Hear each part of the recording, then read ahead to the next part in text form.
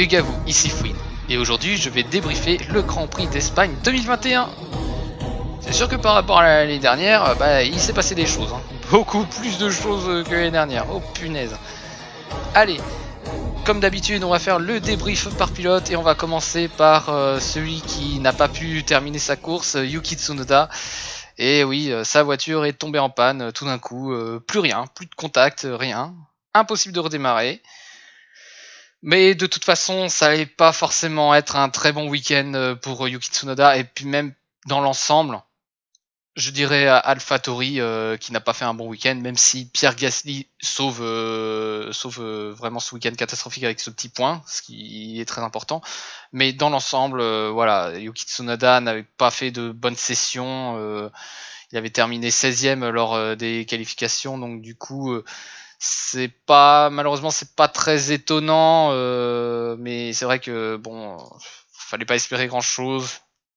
C'est vrai que ça là c'est vraiment enfoncer le clou, hein. C'est dommage, franchement c'est dommage. Bon, on va admettre que c'était un week-end sans, mais de toute façon on sent que ça va être plus dur parce que les autres écuries sont en train de monter en puissance, donc tous les points seront bons à prendre et il faudra impérativement que les deux pilotes malheureusement créent à chaque fois des exploits pour qu'ils puissent rester dans la compétition dans le classement constructeur.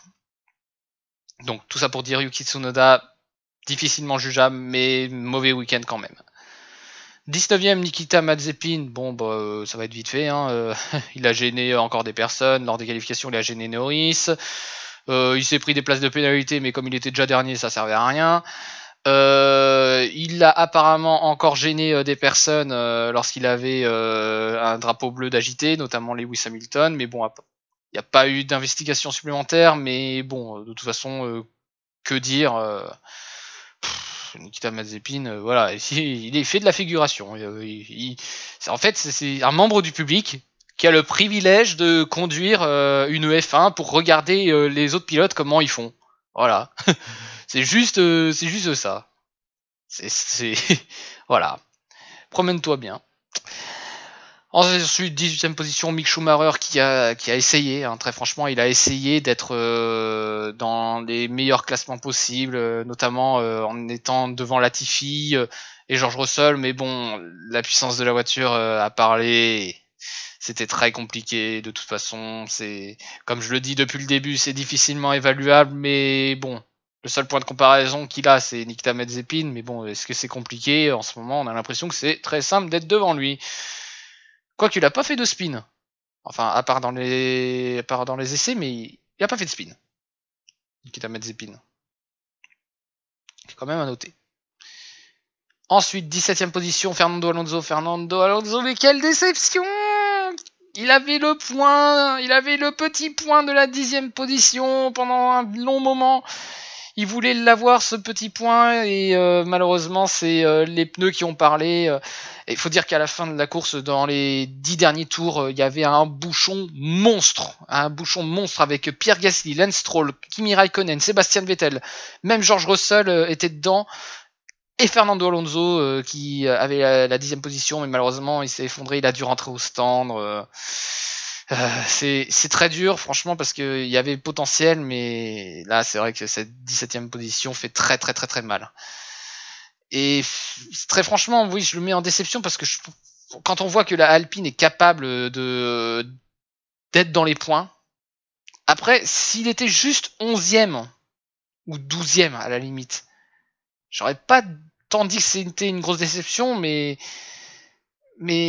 pour moi, ça reste quand même une déception dans le sens où Fernando Alonso, il a l'expérience, certes, il revient en F1, mais je sais pas, il y a peut-être des sensations qu'il a, comme il dit, il essaye de retrouver quelques sensations, il en retrouve certaines. Est-ce qu'il faut attendre encore un peu, ou est-ce que c'était juste une course sans? J'ai envie de croire que c'est plutôt une course sans, mais c'est vrai que quand on le compare à Ocon, évidemment, il y a toujours le point de comparaison avec son coéquipier, hein. On se dit qu'il est moins fort, mais je me dis mais c'est pas possible, Fernando Alonso est beaucoup plus fort que ça, il a besoin de temps, pour moi il a besoin de temps, c'est vrai que ça fait beaucoup 4 Grands Prix à attendre. J'espère très franchement qu'il va pouvoir se battre comme il se doit, et si ça se trouve même se battre contre Ocon. Bon, du moment que ça se termine pas dans le gravier, ça me va. Hein. Mais voilà, j'espère très franchement qu'il pourra mieux se battre.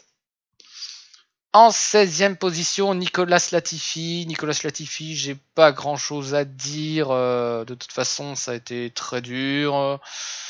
Ouais, derrière son coéquipier, bon, rien à dire quoi. Il était derrière son coéquipier. Bon, il a pas fait une course excellente. En même temps, je suis presque habitué quoi. Donc voilà quoi. C'est un peu par dépit que j'en parle. Un peu comme Mazepin. Mais sauf que Mazepin, c'est encore plus naze d'en parler. Mais bon. 15e position, Antonio Giovinazzi qui lui n'a pas eu de chance. Il a pas eu de chance parce qu'ils ont essayé une stratégie différente à partir du moment où il y a eu le safety car provoqué par Yuki Tsunoda. C'est vraiment sa faute, hein, mais du coup, la voiture de Yuki Tsunoda qui a provoqué une safety car, donc du coup, ils ont essayé une stratégie totalement différente dans les stands. Et là, mais manque de bol total. Les pneus qui ont mis, il y a un pneu qui s'est dégonflé.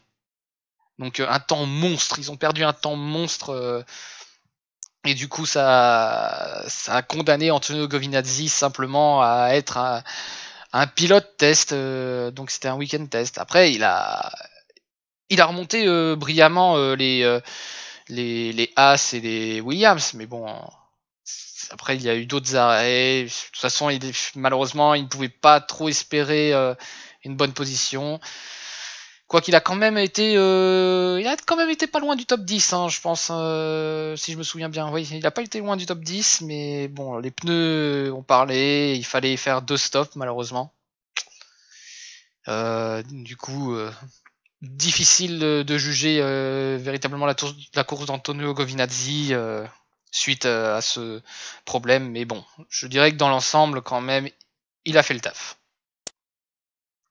En 14e, George Russell, 14e position, George Russell. Donc du coup, lui, pareil, il a insisté, il a fait tout ce qu'il pouvait. Et je pense que c'est les pneus qui ont parlé aussi. Il avait le point pendant un temps, il avait le point de la 10e position. Mais malheureusement, la performance a parlé. Et c'est triste parce que très franchement, les Williams méritent ce point. Et George Russell mérite ce point. Il mérite ce petit point pour Williams. Alors on pourra dire oui, il a déjà eu des points, mais c'était avec Mercedes, c'était dans des conditions particulières. Et là, j'aimerais bien qu'il puisse réussir à avoir ce petit point. On sait qu'il est capable, il pousse la voiture. Donc du coup, c'est voilà, de le retrouver en 14e position, oui, ça s'est complètement effondré ses performances, mais punaise. C'est pas faute d'essayer. Hein. Franchement, George Russell est excellent. Il est excellent. Il tente, hein, mais ça suffit pas. Il y a toujours quelque chose qui se passe. C'est terrible, hein, parce que très franchement, George Russell mérite d'avoir une meilleure voiture, et il mérite d'avoir ce point, tout simplement. En 13e position, Sébastien Vettel. Bon, bah, Sébastien Vettel. 13e, c'est logique, hein, de toute façon. Hein. Il a fait quelques dépassements, mais bon. Vettel, quoi.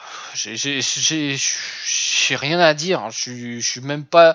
Je peux pas dire que je suis déçu parce que je m'y attends, quoi. Je m'y attends. On voit très bien que depuis 2020, mais bon, certes, il y a la voiture qui suit pas, mais voilà, au moins, il a pas fait de grossières erreurs. Voilà, c'est déjà un point positif. En 12e position, Kimi Raikkonen qui a fait le taf, hein, très franchement. Il a essayé une stratégie différente avec Alfa Romeo. Il est monté jusqu'à la 7e position. Bon, en même temps, c'est vrai que ça aide avec le fait que tout le monde s'était arrêté. C'est vrai qu'il s'est arrêté très tard, Kimi Raikkonen. Très bonne stratégie, mais bon, après, voilà. Les performances parlent hein, aussi. Hein. Mais 12e position, il était comme je l'ai dit tout à l'heure, il était dans le peloton qui tentait d'avoir ce petit point de la 10e place. Il a tenté, mais malheureusement, ça n'a pas fonctionné. En 11e position, Lance Stroll. Lance Stroll qui a perdu sa 10e position vraiment sur la toute fin. Pareil, il y avait une guerre entre Fernando Alonso et lui. Donc d'ailleurs, c'est au moment où je parle, c'est toujours sous investigation son dépassement sur Alonso. Parce que pour resituer un petit peu, donc on est sur le bout de la ligne droite de la ligne d'arrivée. Lance Stroll tente de dépasser, mais il est sorti de la piste. Et je pense que c'est peut-être pour ça aussi. C'est qu'il n'a pas pris l'échappatoire, il n'a pas pris complètement l'échappatoire. Si c'est le cas, il peut peut-être potentiellement redescendre, je dirais, si j'ai bon souvenir sur les écarts qu'il y a eu, parce que sur les écarts officiels comme ça on ne le voit pas, mais je pense qu'il pourrait peut-être redescendre en 14e position. Mais d'un côté je me dis voilà, ce serait un peu sévère, mais bon.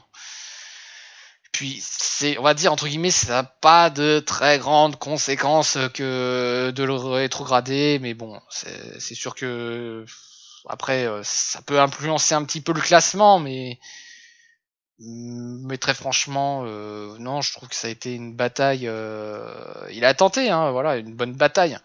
Ça a été une bonne bataille. Après, c'est peut-être du côté de Fernando Alonso qui a peut-être eu une investigation, voilà, pour peut-être une défense trop forte, mais j'ai du mal à croire que ce soit ça. Donc au moment où je parle, je ne sais pas. On verra bien. Ça se trouve, si il n'y a pas de mise à jour, vous savez que il n'y a rien eu. Voilà. Et du coup, je vais passer à la 10e position, Pierre Gasly. Oh là là là là, il s'était mis des bâtons dans les roues dès le début du Grand Prix. Et il avait vraiment pas besoin de ça. Et oui, si vous n'avez pas suivi le Grand Prix, Pierre Gasly, malheureusement, lors de la procédure de départ, ne s'est pas très bien positionné sur sa ligne. Du coup, il avait dépassé un petit peu la ligne. Malheureusement, et voilà, il s'est pris 5 secondes de pénalité. Hein. C'est tout à fait logique. Hein, c'est l'une des pénalités les plus connes qu'on peut avoir. C'est comme ça. Hein. Mais voilà, c'était totalement mérité, faut le dire. Hein. Mais très franchement, la 10e position, il a fait une remontada magnifique. Voilà. Ça reste, comme je le dis, pour Tsunoda, après, les AlphaTauri, ça reste une déception. Mais très franchement, c'est vrai que Pierre Gasly sauve ce week-end. Hein. Comme je l'ai dit, il sauve.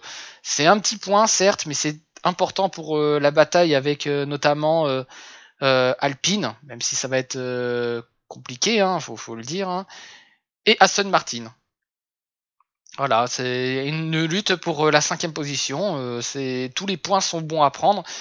Et quand on sait que les 8 premières positions sont maintenant quasiment monopolisées par 4 écuries, il va falloir aller les chercher ces points. Donc chaque point est important.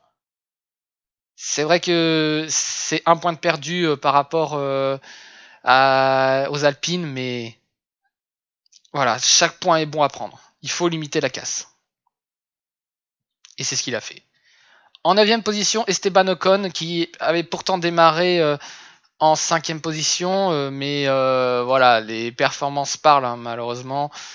Les voitures qui étaient devant, c'est-à-dire les Mercedes et les Red Bull, bon déjà c'était déjà le cas, mais surtout les Ferrari et les McLaren étaient bien plus puissantes, donc c'était très difficile d'espérer mieux. La 9e position, très franchement, ils pouvaient pas espérer mieux. Ils pouvaient pas. Donc du coup, je dirais que c'est une bonne performance, mais c'est vrai que quand on démarre 5e, on a tendance à dire, j'aurais tendance à dire que il aurait dû rester dans, peut-être 6e, 7e, mais très franchement, vu la concurrence, il y a un monde, hein, il y a un monde entre déjà entre Mercedes et Red Bull, avec Mercedes et Red Bull, voilà, pour les rattraper, ça va être dur. McLaren et Ferrari vont se disputer la 3e position. Les Alpines sont plutôt bien partis pour essayer de conserver la 5e position, mais il y a quand même une guerre, comme je l'ai dit, avec AlphaTauri et Aston Martin à ce niveau. Donc voilà, c'est 2 points très précieux, c'est un point de plus par rapport à AlphaTauri. C'est toujours ça de prix, hein. Très franchement, c'est toujours ça de prix. Mais voilà, ça va être très compliqué. Mais d'un côté, j'ai envie de dire que Ocon, au moins, il assure par rapport à Fernando Alonso, parce que Fernando Alonso a énormément de mal. Donc Esteban Ocon est en train de devenir, si ce n'est déjà le cas, le pilote numéro 1 de Alpine, et ça va faire du bien. Ça lui fait du bien, punaise, parce que ça n'a pas été facile l'année dernière. Et là, voilà, c'est celui qui rapporte le plus de points. C'est quand même important pour le classement que constructeur et aussi pour le classement pilote, hein, voilà, pour montrer que il a les armes, il peut se défendre. Voilà, c'est ce qu'il fait. Il y arrive, il y arrive. C'est beau. Moi je dis c'est beau. En 8ème position, Lando Norris. Alors, Lando Norris, si je le mets dans les déceptions, c'est pas tant parce qu'il a mal piloté. Hein, je pense que ce qui influence ça, c'est par rapport au précédent Grand Prix. Hein, parce que très clairement, voilà, c'était peut-être pas sa course, il est peut-être pas à l'aise en Espagne, mais c'est vrai que le considérer comme une déception, ça peut paraître un peu bizarre. Mais voilà, comme je dis, ce qui influence, c'est par rapport à tous les autres précédents Grands Prix où il faisait d'excellentes performances. Là, c'est, on va dire, une course sans, mais une 8ème position quand même, c'est toujours important. Mais c'est vrai que quand on compare à leurs concurrents numéro 1 en ce moment, que sont les Ferrari, ouais, oui, il est derrière les deux Ferrari, mais bon, il marque quand même des points. C'est l'essentiel pour lui, c'est l'essentiel pour essayer de garder la 4ème position, notamment au classement des pilotes, parce que il va y avoir concurrence pour cette 4ème position, parce que quand je vois que Bottas lui est sur le point de, il a retrouvé sa 3ème position, mais je pense très franchement qu'il va garder cette 3ème position. Parce que les Mercedes sont là, hein, tout simplement. Hein. C'est vrai que quand tu regardes le classement pour Bottas, tu pourrais te dire mais il est au même niveau que les autres, mais c'est vrai que mais on oublie, on a tendance peut-être à un peu oublier que à Émilie-Romagne, il y a eu cet accident. C'est sûr que ça crée un écart, mais bon, là, moi je maintiens sur le fait que Bottas sera très probablement en 3ème position à la fin de la saison. Du moins avec ce qui se passe, hein, pour moi il va rester 3ème, donc du coup la place 1, 2 et 3 sont quasiment monopolisées. Donc du coup, voilà, Lando Norris va lutter certainement pour la 4ème position. Il rapporte quelques points, il limite la casse. C'est vrai que, bon, on pouvait espérer plus. Mais voilà, c'est comme ça. En 7ème position, Carlos Sainz, je sais pas, Carlos Sainz, il est très inconstant, je trouve. Et là, 7ème position, c'est... J'aurais rien dit si Charles Leclerc était plus bas dans le classement, ou du genre il était 6ème, mais là, il y a quand même un petit écart. Il y a un petit écart actuellement, si je regarde le classement, 20 secondes. Donc il y a 20 secondes d'écart entre les deux pilotes. Voilà, bon Sainz, ça a été un peu dur, mais au moins il a réussi.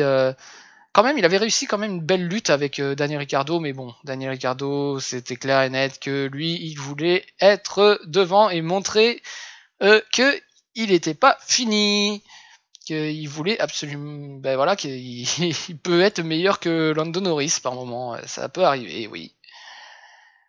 Mais tout ça pour dire. Donc Carlos Sainz, déception aussi, mais bon, là c'est que on commence à s'habituer à ce qu'il soit dans ces positions, ce qui n'est pas tout à fait normal, mais quand même à sa décharge, la concurrence est très rude. C'est très très très très très rude. Ensuite, 6ème position, Daniel Ricciardo, que ça doit lui faire du bien. Que ça doit lui faire du bien d'être devant Norris. C'est quelques points grappillés, oui, mais de toute façon, il a été meilleur que lui durant ce Grand Prix, ça va lui faire du bien. Il a fait de très beaux dépassements, on s'est pas ennuyé avec lui non plus. Du coup, je dirais quand même c'est une plutôt bonne course. Hein. Il pouvait difficilement, pareil, il pouvait difficilement espérer mieux, surtout quand on voit le top 5, hein, Sergio Perez, 5ème position.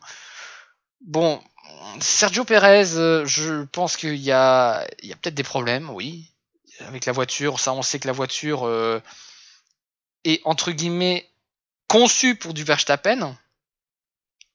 Donc du coup, essayer d'adapter. Alors oui, les pilotes doivent aussi adapter leur style de pilotage, mais c'est un peu compliqué aussi.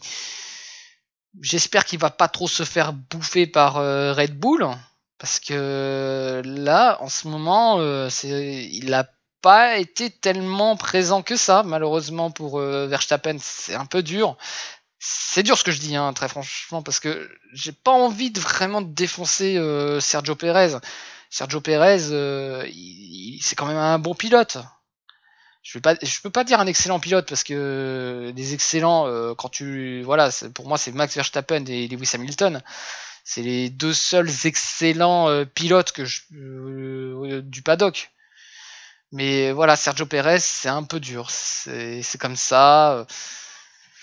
Mais je reste persuadé que il va bien dompter la voiture, il va finir par bien la dompter et qui sait peut-être aller lutter dans les premières positions. Enfin, s'il n'y a pas des consignes, parce qu'il peut y avoir des consignes pour les pilotes. C'est ce qui est arrivé à Valtteri Bottas, mais j'en parlerai tout à l'heure. Donc du coup, voilà, Sergio Perez qui a assuré, qui a essayé aussi d'apporter le point du meilleur tour à un moment donné, parce que ça se disputait avec Lewis Hamilton et Valtteri Bottas, hein, faut le dire. Hein, à un moment donné, au vu des écarts, c'est vrai que là ça se voit pas clairement, mais ils avaient suffisamment de temps pour chausser des pneus, hein, tout simplement, chausser des pneus rouges de la part pour Max Verstappen, Valtteri Bottas et aussi Sergio Perez pour essayer de chipper ce petit point qui peut être très important. Hein. On le voit hein, pour Lewis Hamilton et Max Verstappen, ça peut être très important et du coup ça peut être aussi important pour le classement constructeur. Donc voilà, il a essayé d'aider, mais bon, on va dire que c'est Verstappen et qu'il en avait besoin de toute façon de ce point qui a fait le taf, mais bon, je vais pas dire que c'est une mauvaise course totalement pour Sergio Perez parce qu'il apporte quand même les points. Et de toute façon, c'était très difficilement jouable autrement parce que devant, on a eu un Charles Leclerc qui a été magnifique. Hein. Il a été pendant un long moment en troisième position devant Valtteri Bottas. D'ailleurs, il l'a fait au premier tour. Hein. D'ailleurs, j'ai même pas précisé, mais le premier tour, il y a tellement eu de dépassements que je suis incapable de me souvenir de tout parce que c'était absolument incroyable ce premier tour. Même si après ça s'était calmé, je dirais à peu près jusqu'au premier pit stop. Hein. Les premiers pit stops des autres pilotes, pas des Williams et de Giovinazzi juste après, pendant le safety car.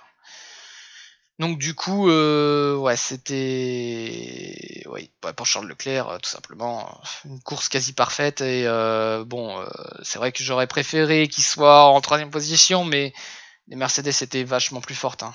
Et très franchement, cette quatrième position va faire du bien. Et d'ailleurs, pour le classement constructeur, hein, où ils étaient à 9 points d'écart avant cette course, ben maintenant il n'y en a plus que 5. Et oui, ça se resserre très très très très rapidement. Ça va pas être fini hein, cette guerre entre McLaren et Ferrari. Du coup, Charles Leclerc, quatrième, course parfaite, hein, enfin quasi parfaite on peut dire. Après il a pas fait d'erreur, mais bon, c'est vrai qu'on espère toujours un peu plus, mais très franchement c'était difficilement faisable. Troisième position, Valtteri Bottas qui, malheureusement, voilà, il a bien piloté, hein, c'est pas le problème. C'est juste que devant, c'est des extraterrestres, hein, comme je le dis. Hein. J'aime bien utiliser ce terme d'ailleurs. D'ailleurs, il n'était pas du tout sur la même stratégie que Lewis Hamilton. Mais très franchement, voilà, Valtteri Bottas a fait le taf. On a essayé de le motiver aussi et il rattrapait hein, pendant un temps les deux premiers, hein, Lewis Hamilton et Max Verstappen. Hein. Mais voilà, la marche était trop haute. Encore une fois, c'est terrible parce que très franchement, il mérite de marquer plus de points que ça. Voilà, c'est c'est un bon deuxième pilote. C'est un bon pilote, comme je le dis. C'est aussi un excellent second pilote pour Mercedes. D'ailleurs, je fais une petite aparté, mais je ne sais pas où ils ont eu cette information comme quoi Bottas serait remplacé par Russell en cours de saison. Non mais dès que j'ai entendu cette information, je dis pas ça en mode ouais parce qu'on a eu tout de suite la réponse, mais très franchement, ce que je pensais, c'est que je trouvais que c'était une énorme connerie. C'était une énorme connerie parce que je ne vois pas pourquoi Valtteri Bottas serait remplacé par George Russell. Je ne vois pas pourquoi. Parce que Valtteri Bottas, oui, il est moins bon que Hamilton, mais il rapporte des points. Il rapporte énormément de points. Il fait le taf. Voilà, c'est un bon deuxième pilote. C'est même un très bon deuxième pilote. Il est peut-être pas excellent pilote, comme je le dis, mais c'est un très bon pilote. Et j'aime bien rappeler aussi le fait que, alors, je veux pas dire que George Russell serait incapable de piloter une Mercedes. On l'a vu lors du Grand Prix de Sakir, hein, il est parfaitement capable, ce qui prouve que, voilà, la voiture c'est important, mais il faut le pilote aussi derrière. Hein, et là, je vais encore enfoncer Albon, mais je vais arrêter. Il faut quand même que j'arrête avec lui. C'est bon. Là, je suis en train d'enfoncer le clou, mais non, mais là, je suis en train de, le clou, il dépasse là. Là, je suis en train d'enfoncer un clou sur un clou. Ouais, voilà, il faut un pilote pour pouvoir piloter ces voitures. Il faut un pilote qui rapporte des points. Et Valtteri Bottas rapporte les points. C'est très difficile pour lui, très franchement, d'exister avec Lewis Hamilton. Et surtout, ce qui a été très difficile pour lui, c'est que il a fallu encore une fois qu'il laisse passer Lewis Hamilton. Mais là, c'était logique parce que Lewis Hamilton tournait 2 secondes plus rapide que Max Verstappen. C'était logique qu'il le laisse passer. Quoique, il l'a pas laissé passer aussi facilement. Hein. On le sent que ça le fait chier. Hein. Voilà. Certes, la consigne était très claire, laisse passer Lewis Hamilton, mais Valtteri Bottas, évidemment qu'il n'aime pas ça, il n'aime pas se faire dépasser. Hein. Il a essayé, hein. Mais bon, je suis sûr que s'il n'avait pas laissé passer à un moment donné, il y aurait Toto Wolff qui aurait dit mais putain, Valtteri, laisse-le passer. Déjà que c'était chaud le dépassement, mais bon voilà. C'est vrai que c'est très difficile, hein. Franchement. J'admire quand même Bottas, hein. J'admire Bottas parce qu'il faut un mental d'acier pour malheureusement subir la loi Hamilton. Hein. Franchement, ça m'impressionne. Hein. Ça doit pas être facile tous les jours, mais j'ai immense respect pour Valtteri Bottas. Hein. Ensuite, bon ben, on a la deuxième position pour Max Verstappen et la première position pour Lewis Hamilton. Je pense que c'est le combat qu'il y a eu. Voilà, c'est le combat du Grand Prix, tout simplement. Ça a commencé dès le premier tour. Lewis Hamilton, qui est sur une partie de la piste peut-être un peu plus sale, du coup, perd sa première position au profit d'un Max Verstappen vraiment agressif dans le bon sens du terme, même si c'était peut-être un peu limite, faut l'avouer, mais ça passe. Hein. Mais d'un côté, c'était magnifique. Hein. C'était limite, mais c'était magnifique ce dépassement. Et Verstappen qui était très clairement du coup parti pour dominer cette course. Hein.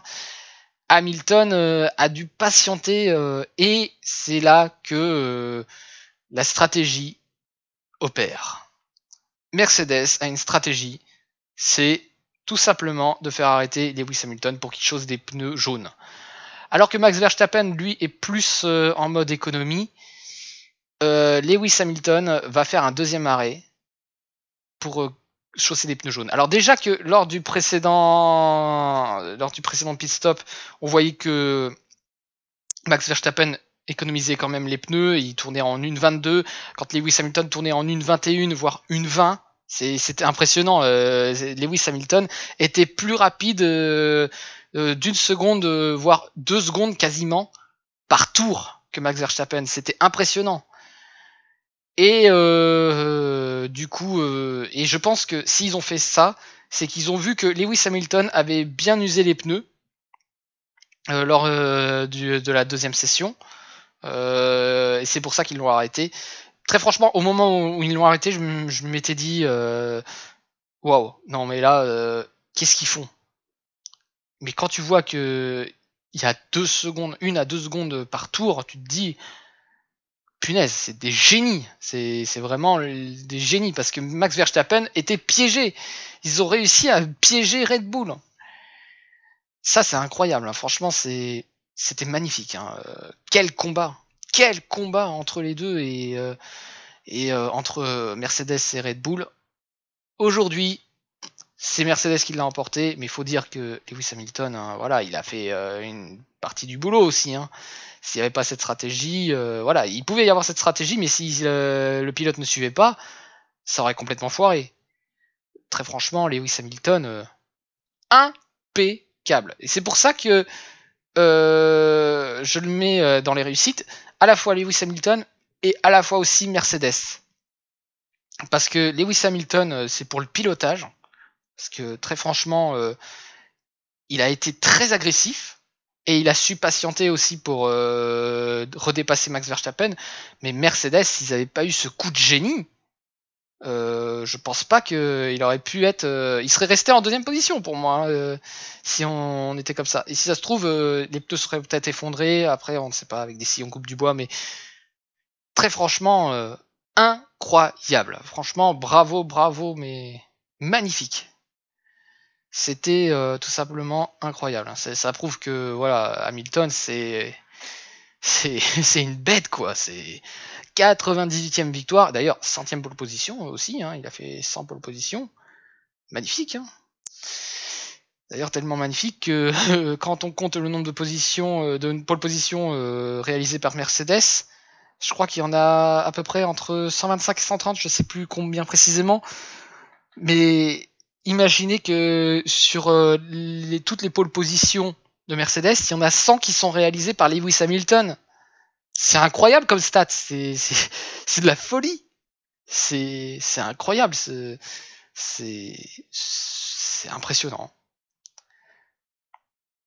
Et du coup, Max Verstappen, deuxième position, ça a été très dur. Hein. Très franchement, moi je l'aime pas, Max Verstappen, mais je reconnais très franchement qu'il aurait mérité cette première position. Il l'aurait mérité, mais voilà, c'est comme ça. La stratégie a parlé. C'était magnifique. Maintenant, on va aborder le classement, même si j'en ai un petit peu parlé, mais du coup, Lewis Hamilton, 14 points d'écart sur Max Verstappen, ça commence à se creuser un petit peu. Après, c'est pas totalement un bon matelas, mais il commence à y avoir un écart qui se construit. Donc 14 points, attention, ce sera très important pour les prochains Grands Prix. Il va falloir une réponse rapide de Max Verstappen. Ça va pas être facile. Hein. Pour être très clair, hein, Max Verstappen, ça va pas être facile. Hein. C'est un combat de titans. Et rien n'est facile. Troisième, Valtteri Bottas, c'est logique, il récupère sa troisième position qu'il avait abandonné du coup depuis un petit moment, notamment avec le Grand Prix d'Émilie-Romagne. Mais de toute façon, c'est logique qu'il soit en troisième position. La quatrième position, Lando Norris, voilà, comme je l'ai dit, Lando Norris va lutter pour la quatrième position. Charles Leclerc, pareil. Sergio Perez, c'est compliqué, c'est un peu compliqué, mais bon, j'ai envie de croire qu'il va encore progresser. En septième position, Daniel Ricciardo avec 24 points, c'est logique. Sainz, pareil, 20 points, c'est logique. Donc pas trop de changements. 9ème, Esteban Ocon avec 10 points. C'est important, c'est toujours ça. Et Pierre Gasly qui est derrière lui avec 8 points.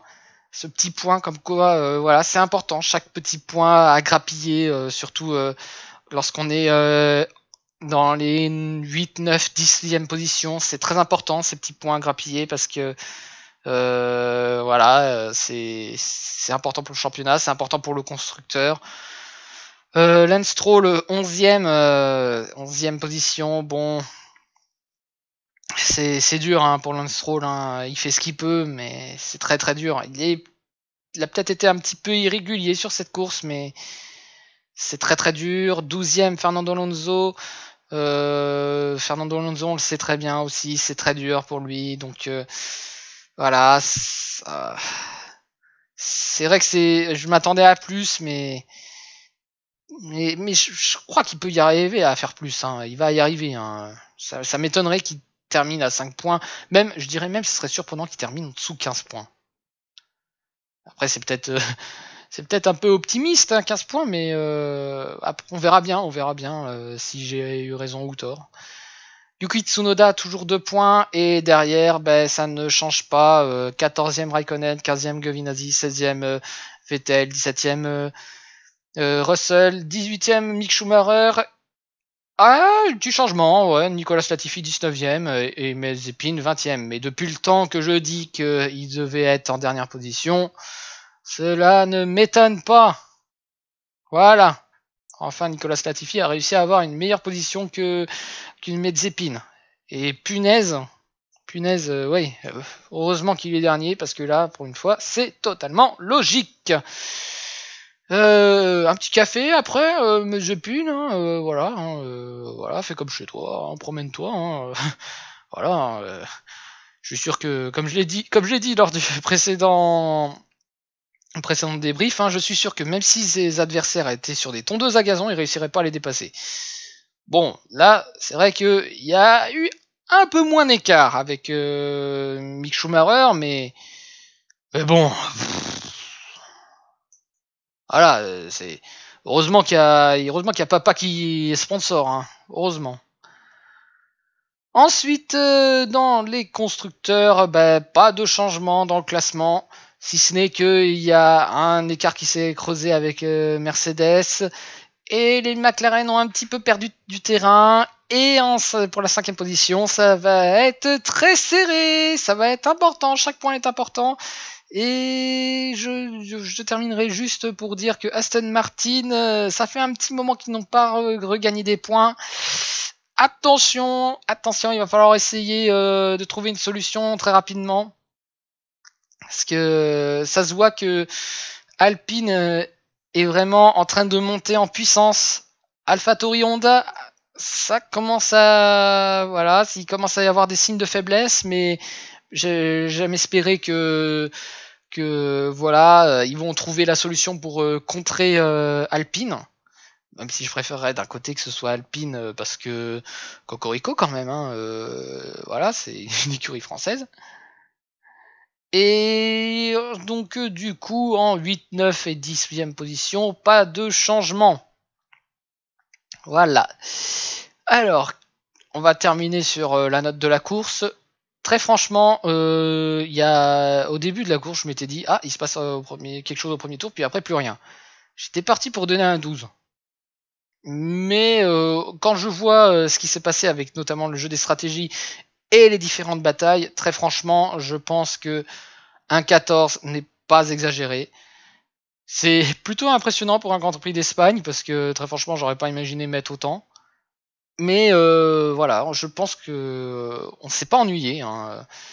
Ça a été comme une partie d'échecs. Voilà, une partie d'échecs, ça prend son temps. Les stratégies prennent leur temps. Tu vois que ça se dessine, ou tu vois pas. Des fois, c'est ça le plus beau. Ce qui est beau dans les stratégies, c'est que des fois tu vois rien, et là tu comprends pourquoi il a fait tout ça. C'est magnifique. C'est parce que là, ça attaque fort. Et là, voilà, c'était ça. C'était une partie d'échecs. Voilà.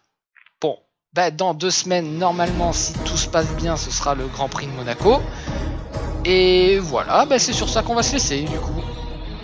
Bon, si vous avez aimé la vidéo, vous savez, hein, vous pouvez liker et partager cette vidéo. Si vous avez quelque chose à dire, si vous êtes d'accord avec ce que j'ai dit ou pas d'accord, ou vous souhaitez aborder quelques points précis que je n'aurais peut-être pas abordé dans le débrief, les commentaires, c'est fait pour ça. Et n'hésitez pas à vous abonner aussi, hein, si vous voulez pas rater les prochains débriefs que je ferai.